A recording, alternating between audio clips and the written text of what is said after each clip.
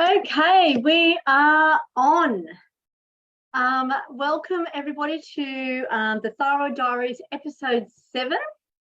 And today I'm going to be talking about exercise fitness, specifically fitness in relation to having a underactive or Hashimoto's, an autoimmune, or thyroiditis, any type of autoimmune specific to thyroid, or underactive, it could even be overactive, a thyroid challenge, or you may have an underdiagnosed or undiagnosed, I should say, thyroid issue. Yeah, because the statistic of people walking around with a subclinical thyroid issue is extremely high, a lot higher, I believe, than what is shown in the data, because it takes a long time to develop a thyroid issue. And this is one of the main reasons why I'm so passionate about this particular area, because it is so preventable. It is so preventable if it's caught early, and if the person is managed really, really well in terms of diet and lifestyle. And yes, we can do so much with diet and lifestyle to properly support the person so that they can go on to achieve a life, an abundant life full of health and happiness and fitness, right? Because fitness is extremely important, because when we're fit, it means that we have good muscle integrity, which is where we have our cellular energy, our mitochondria, which is a little ever-ready batteries, reside in the cell of our muscle tissue. So we want those to be working really, really well. And there is a huge reason why often they aren't working well, in especially with autoimmune thyroid issues, right? So the topic today is my number one comprehensive strategy to getting fit and feeling fantastic with a thyroid condition. So give me some love, give me some hearts. Thank you. I can see you guys are here. Some people have jumped on. That's awesome. So let's get into it. So first of all, I'm just going to tell you a little bit of a story. So, you may relate to this story. So if you relate to it, I want you to say relate. Okay? You're feeling a bit flat, but you've been told you need to get fit. Okay? So you go to the gym, or you seek out a personal trainer, or you may even join an exercise group. But whatever you are doing, it is actually flattening your reserves even more. So you're feeling even more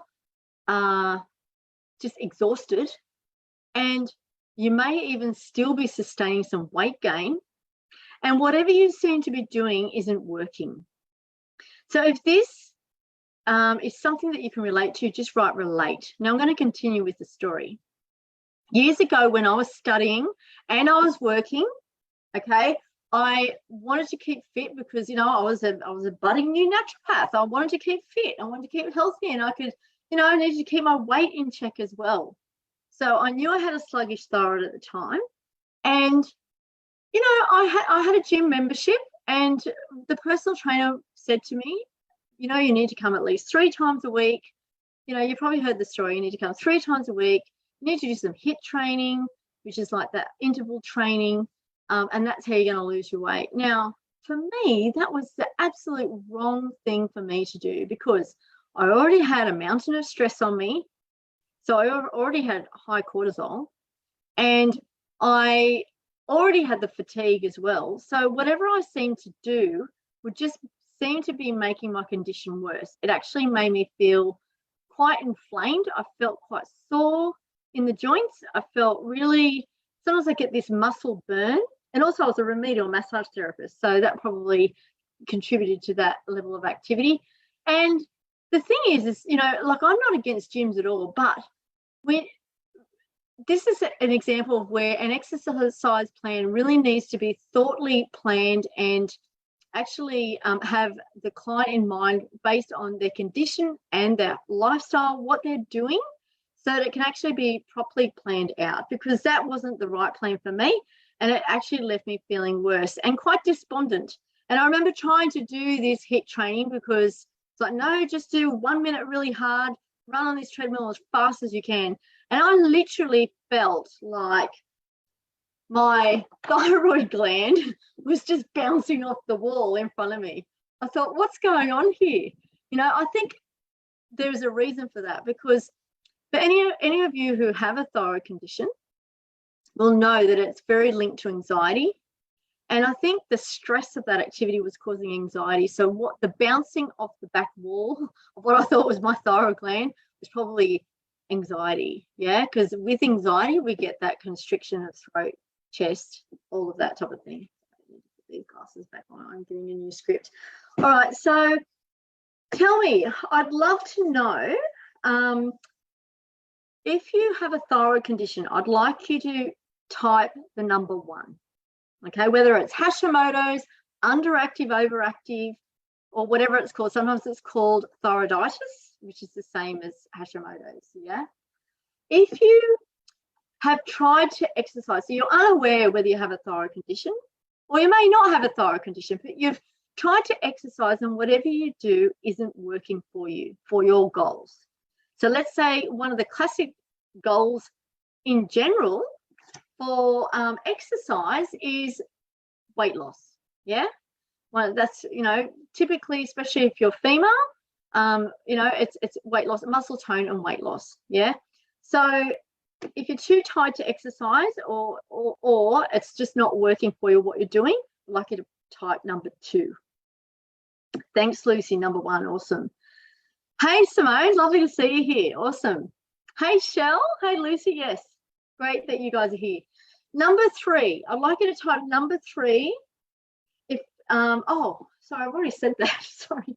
Type number 3 if what you're doing isn't working. Type number 2 if you're too tired, you know, it's just too tired to exercise. And type number 1 if you have a thyroid challenge. Yes, I just really would like to know. And if you're watching the replay, please do a hashtag replay and then type this, and I'll get back to you at a later point. Right now, let's just talk about the thyroid panel. Now, back when I was trying to do this exercise, my goal was weight loss. I just wanted to feel fit. I wanted to feel good. I was probably had too much on my plate. You know, I was studying, as I said, and I was working. So the thyroid panel, it wasn't, I hadn't done the antibodies at this time, the auto antibodies at this point in time. But my thyroid panel showed inadequate ratio between T4 and T3. So ideally, your ratio between T4 and T3 is 3 to 1. Sorry, 1 to 3. No, 3 to 1. Sorry, so 3 to 1 in terms of T4 to T3. Okay, so that means, because T3 is where you know, your thyroid, we want that metabolic active hormone being produced, and it's produced in the cell. So if you've got a low T3, the first thing that I think of is what's going on at a cellular level. Are these cells inflamed? Are the muscles inflamed? And then what's the cause of this inflammation? Often it stems from the gut, so we definitely need to shine the light on that. But what's going on with the systemic inflammation? Because it's possibly an underdiagnosed Hashimoto's issue, right, or thyroiditis. Because the thing is if you have an autoimmune disease, whatever disease that is, it's actually inflammation of the system, which happens to be targeting a specific area in the body, which is the reason why so many of these autoimmune diseases hang out in families. Yeah, because it's inflammation of the system. It's, you know, it happens to, you know, that could be directed to a specific organ. So, for example, Hashimoto's is very different to hypothyroidism because Hashimoto's is born from inflammation, autoimmune inflammation at a cellular level or at an organ site, tissue site, dysfunction in some area that's causing inflammation, whereas hypothyroidism is an actual dysfunction of the thyroid gland. And this goes for other autoimmune issues as well. So when I see autoimmune, I look at that body, that person's whole picture very differently to if I was seeing just the dysfunction of the actual gland, right? Very, very. So it's not like completely different ways that this disease or dysfunction or challenge has manifested. So we need to really consider that. So if you're really feeling sore in your joints and in your muscles after exercise, that tells me that the activity of exercise is actually contributing to the level of inflammation in your body. So we need to calm that down. We need to support that body. And I'm not just talking about taking a truckload of supplements to calm inflammation down. Yeah. Whilst that may give you some relief for a period of time, which could be warranted, we need to look deeper. We need to dig underneath and actually see the root cause or causes, because there's normally a few. And they can be triggers such as a dormant virus or some other autoimmune issue, okay, dysfunction in the body, dietary component, environmental toxins, huge, underdiagnosed, unknown. Basically, we don't know what to do. Often it's like, you go to the medical, if you go to the medicos, what are they going to do? They're not going to test you for an environmental toxins overload. I don't even think they have a test for that. They might test you for specific heavy metals or something or other if that's indicated from another sign in the body. But this is an epidemic. The environmental toxin load on society, you as an individual, on society, and on the world, right? So I feel that we, as a naturopath, I look at that very, very closely these days, because it's not just, unfortunately, and it saddens me to say, we need to do a lot more than just look at diet and lifestyle and sleep and stress management. They are the 4 pillars, absolutely. But on top of that, we need to look at all the other parameters that can cause cellular inflammation in the body. Because if we've got inflamed cells, we're less able to absorb nutrients. If we can't absorb nutrients, how on earth are we going to produce the energy as well as all the other cellular functions? And also, if we have poor cell membrane health, we're just not going to be able to, if you liken, the body's made up of billions of cells, and if you liken, each cell has functions, and together as a unit, that's what creates the energy and creates the function, how we're able to actually survive and go about our life. So if the cells, which are likened to grapes, right? If you think of a grape, it's nice and plump. So that's our cell. Nice and plump. It's juicy. It's got great contents inside, and all the little organelles inside that cell are carrying out their little clockwork. It's a highly elaborate system. But if the cell membrane is likened to a raisin as opposed to a grape, it's just squashed, it's flat, it's dry. How on earth are we going to absorb nutrients into that? How are we going to efflux toxins out of that? And how on earth are all the organelles, all those little clockwork components, going to be able to carry out their functions? So cell membrane health and cellular health is incredibly important. So if your pathology report shows a low T3 relative to T4, we need to look at the health of the cell.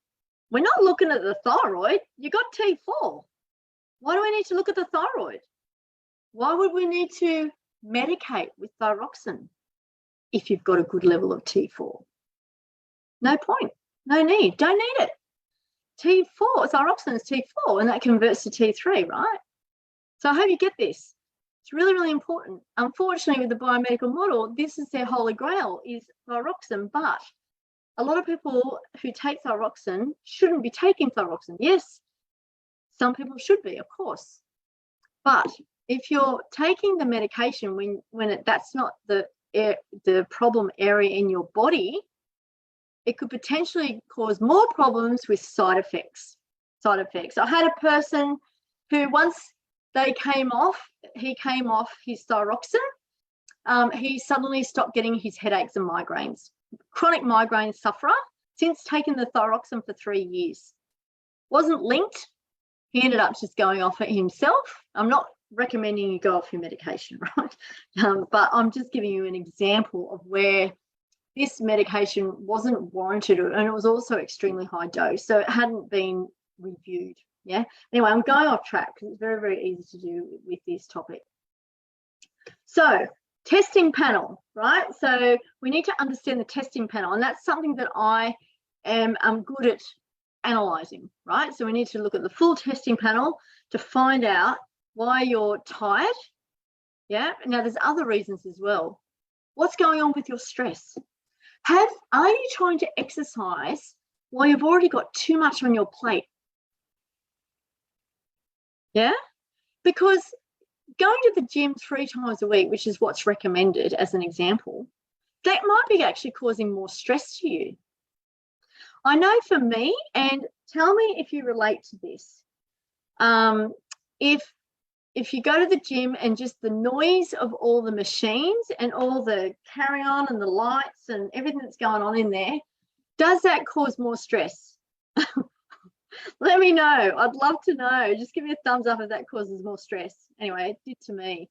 So actually tell me if you prefer if you are exercising, if you prefer to go to the gym or if you prefer to exercise outdoors.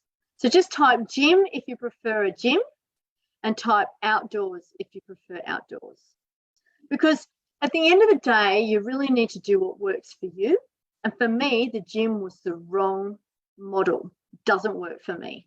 Every time I tried, I ended up wasting my membership. And then when I realized that actually it was just causing way more stress, the activities that I was given weren't helping my condition at all. But for me, exercising outside does wonders. Now, it's not just the type of exercise. It's Alison likes outdoors. Yes, just like myself. Fantastic. Absolutely. But, you know, if you like the gym, that's fine, because with the gym, you get the camaraderie, right? You get the get up and go and all of that. So it's about finding out what works for you, right? Now, okay, so let's just get into this strategy. So for me, the reason why I was struggling with exercise is because I had an overwhelming amount of stress and I was trying to add more jobs to my day or week by adding in exercise, right? So I was adding on, not taking away. So that was, even though exercise actually helps to reduce stress, if you're just adding it on as an extra load, it can create more stress. What does stress do? Pushes up cortisol. What does cortisol do? Pushes up blood sugar. You know, what does that do? You gain weight. Yeah, just very, very simplistic model there. But there's a lot more than that. And also the gut-brain connection by the vagus nerve. If you're stressed, you know, it's you've got more tendency to that opening of those little crypts in the gastrointestinal tract, so that they actually, you know, you might have heard of leaky gut for any type of proteins to slip through, and then that elicits an immune response, hence autoimmune. So that's a longer term process, but that is actually what can happen with long-term unmanaged stress. So I've mentioned, now the other thing is I didn't have a supportive dietary plan. Now, whilst my diet was healthy, I thought, it was unsupportive for me to actually exercise and actually get fitter and feel fantastic. It was unsupportive because I was so tired. I was going for too many of the carbs to give me that boost, you know, and it just, yeah, that whole model just wasn't working. I wasn't overeating carbs, but I was just going, you know, I was eating at the wrong times, and, you know, it just was unsupportive. You know, looking back, should have had more lean protein and also some good greens going in there, a lot more of that going in there to support my metabolic activity, okay? And also I wasn't strict gluten-free at the time. And if anyone understands autoimmune, and I'm happy to chat to you about that, huge mounting evidence actually for going gluten-free with that. Now, I've got another little thing about gluten-free. It's not just gluten-free. I actually take that step further, wheat-free and, non-organic grain-free, and to a degree, grain-free, depending on the individual, right? Because these types of foods are highly sprayed with glyphosate and genetically modified, especially the wheat. In fact, if you, I've mentioned this once before, I think, in fact, if you look at the ancient grain of wheat, it's called einkorn, and that is very, very different molecularly to the wheat that we eat today, because it's been adapted and modified so it grows in all the climates so that we can feed the world, which is all good, well and done. But if it's actually inflaming your digestive system, inflaming your gut and causing and contributing to long-term chronic disease, I feel that, it's an area that's really not looked at all. I mean, you go to any supermarket, what do you see the most of? Wheat. It's just everywhere. If you look at any packet product, what is in it? Derivatives of wheat or other types of grains that are, even like derivatives. What I mean by derivative is they take a little portion of it and they take a portion of something else and then they mold that together with some numbers and some additives and some other things to create a product, but then they throw in some healthier things and then they call it a health food product. A lot of that going on too, which is why I'm a huge advocate for reading the label. Who here reads the labels? Let me know. Do you read the labels of anything that you buy that's in a packet?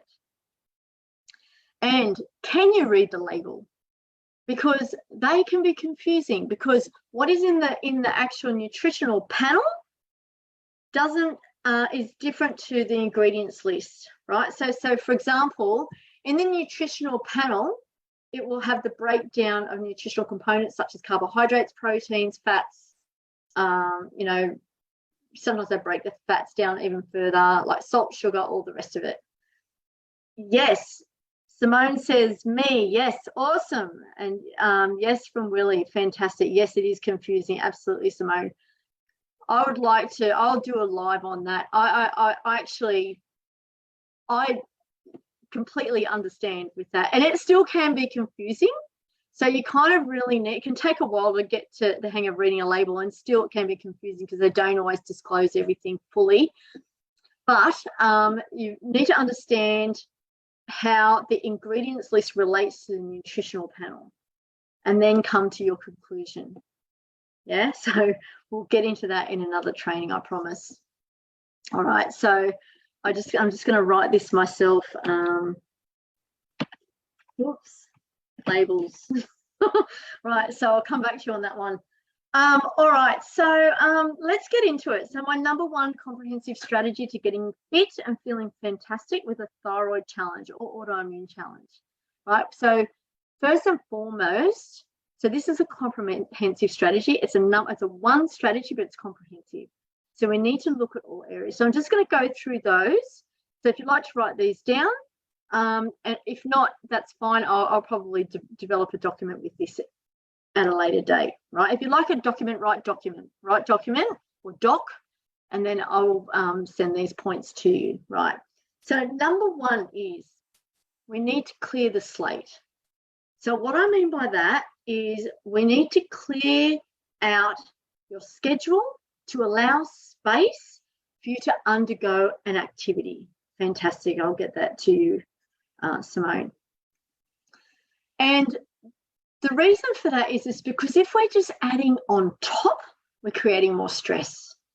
So we need to look at our life as a whole. And, if you're the type of person that just kind of flies by the seat of your pants and things just accrue throughout the day, that needs to change with autoimmune thyroid. 100%. That needs to change. Which brings me back to one of the crucial areas to look at is boundaries, creating really, really well-established and well-formed boundaries so that you are honouring yourself with the spaces that you've created for you to undergo some activity, right? And when I say clear the slate, I'm talking clear the slate. So if you're going to allocate, and we'll get into the activity in a minute, right? I'm just talking about the first stage. If you're trying to get up earlier to squash in your exercise before your working day, that's going to add stress to someone who has depleted energy already. Yeah, it's not the way to go. Yeah. Have a very stressful job to create space to recalibrate. Yeah, we need to chat. We'll chat. Definitely, Simone. So, you know, and having a look at where we can pull back in some areas of our life to gently nudge forward in another area of our life, which is going to honor you as a person, so that you can then flip back and be better at the other thing in your life, right? In terms of feeling better, feeling fit, feeling fantastic, feeling vibrant. We need to feel vibrant. If you're not getting up out of bed feeling vibrant, we need to look at that. Okay, so the number one is clearing the slate. And you know, it's easier said than done. I'm just telling you, right? There are many different areas of the slate that need to be cleared. Okay, so that's about your individual picture. So we're not going into individual picture, because what's going on in my week is going to be different to yours. So this is, as a naturopath and a coach, this is what I help you with. Number two is creating some new rituals. Creating a ritual that's serving you. What's your morning like when you get up in the morning? What's the first thing that you do in your morning? Is it creating more stress? So with the natural rhythm of cortisol, it will normally pop up after about an hour of waking up in the morning, which is normal. That's a normal rhythm. So, you know, I have seen pathology tests where the analysis is, oh, this person's stressed because the cortisol is high, but we need to look at the time of day that was taken and that when that was tested relative to when they woke up. But I don't actually agree with blood testing for cortisol. We need to do 4 points throughout the day, salivary cortisol measurement, okay? And that will really give you that diurnal rhythm, sorry, I can never say that word, of cortisol relative to melatonin as well, yeah? So that's something that we can test for you if you're unsure, but normally you'll get that nice gentle peak up after about an hour, yeah?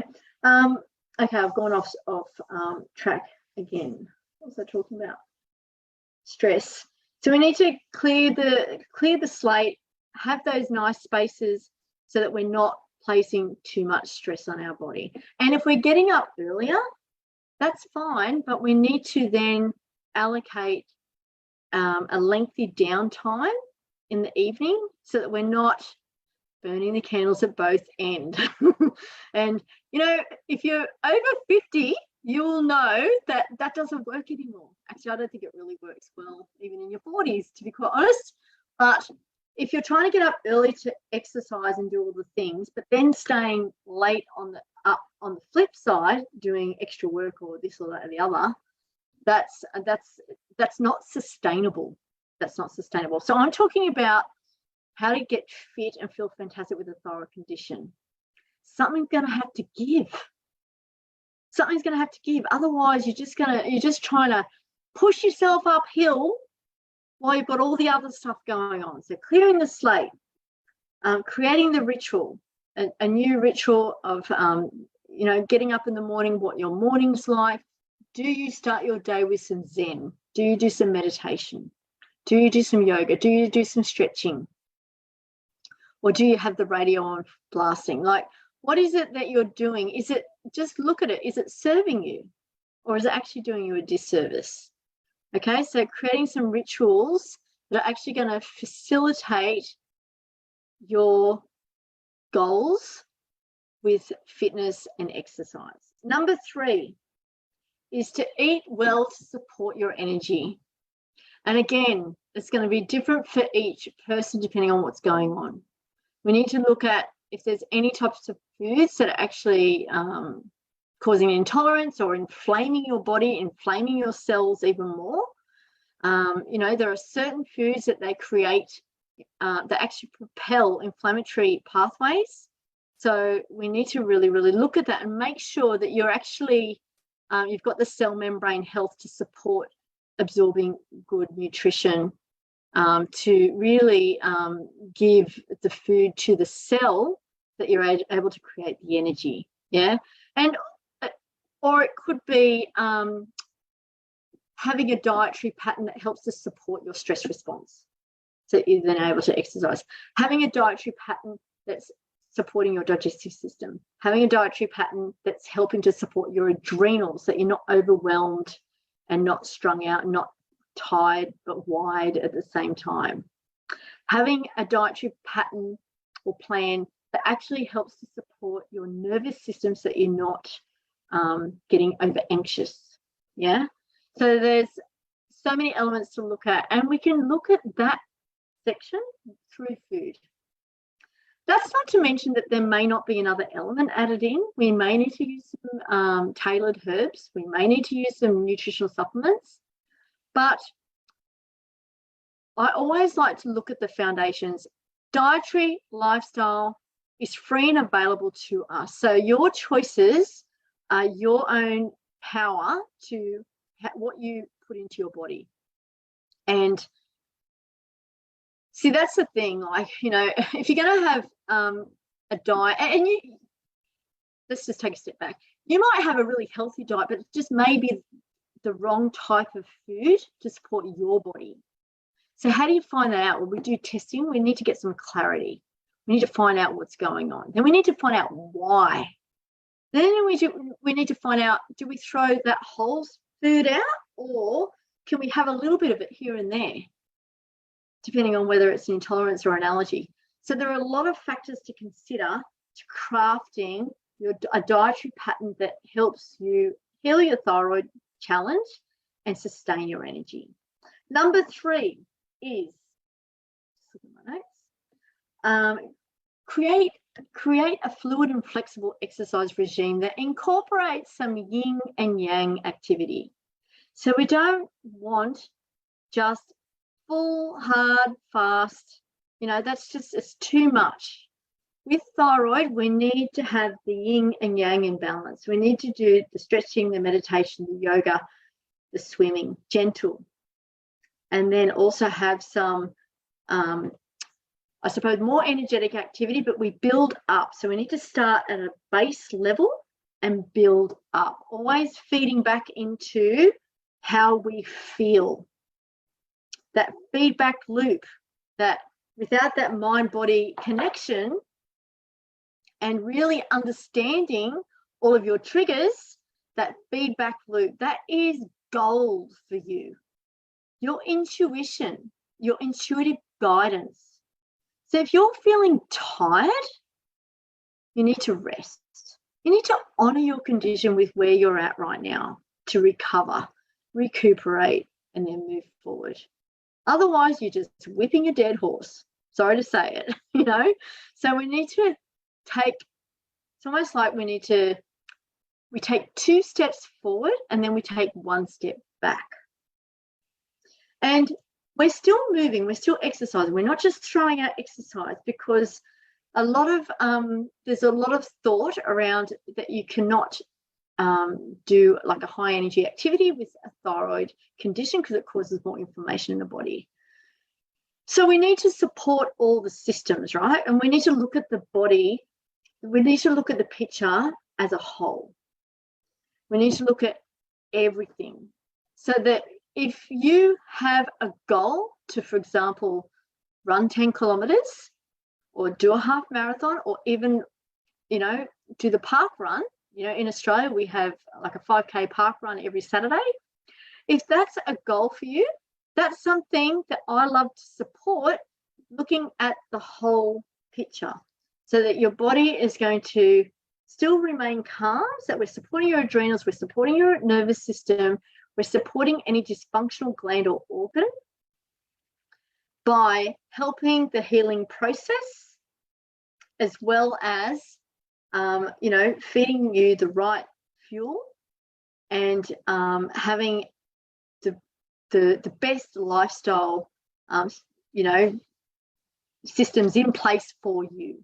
Okay, so that is really, really important. Now, number 5 is, now with number 4, with creating your exercise regime, it needs to be fluid, and I cannot stress that enough.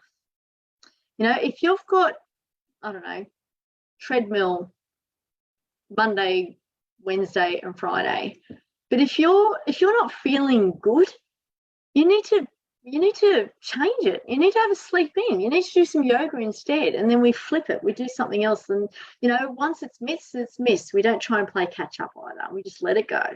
Just let it go. Okay, number 5 is sleep.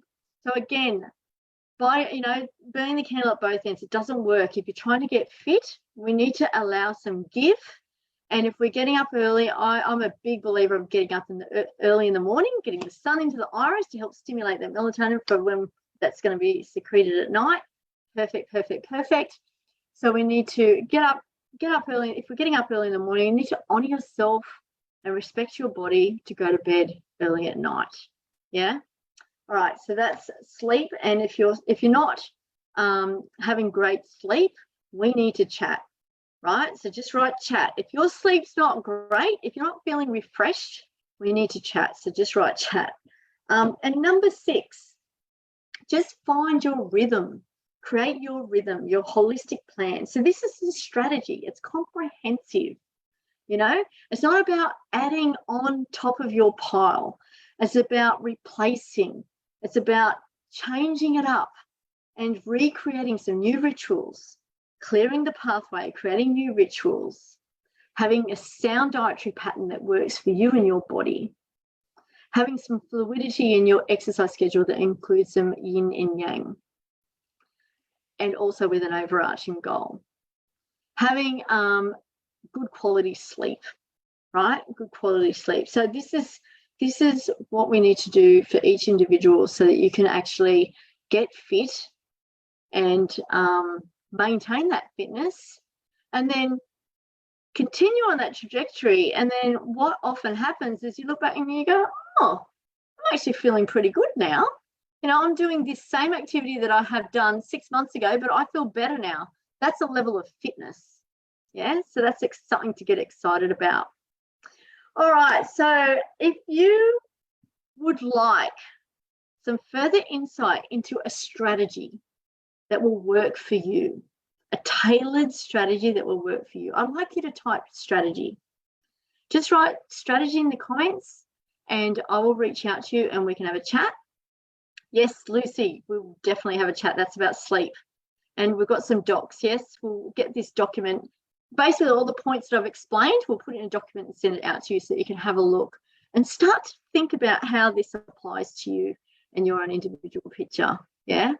So if you feel that you'd need a strategy that works for you, just type strategy and we'll be in touch very, very soon. And we can just have a chat about how we can map out something that will work for you so that you can actually move forward and get fit and achieve your goals without feeling the pain, without feeling the fatigue, and whilst actually getting fitter and having the clarity to move forward in your life. All right, I hope you've enjoyed this live. Thank you for joining me here today. And I will look forward to seeing you next week, and I'll get in touch with you very, very soon. Have a wonderful week, and I will see you next time. Bye for now.